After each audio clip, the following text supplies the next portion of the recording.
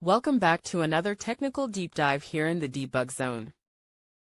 Today, we're tackling a big question and breaking it down with insights from other users. Hopefully, this clears up some misconceptions and helps you get the answer you need.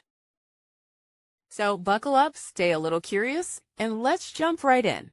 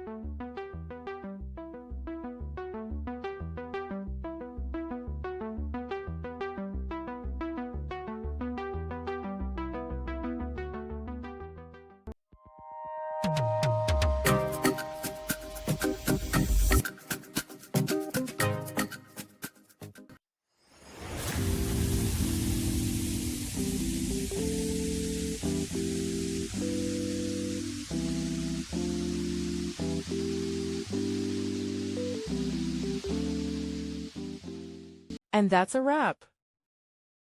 I hope you found the answer you were looking for. If you did, take a second to hit that subscribe button. It really helps out. And let me know in the comments which solution worked best for you.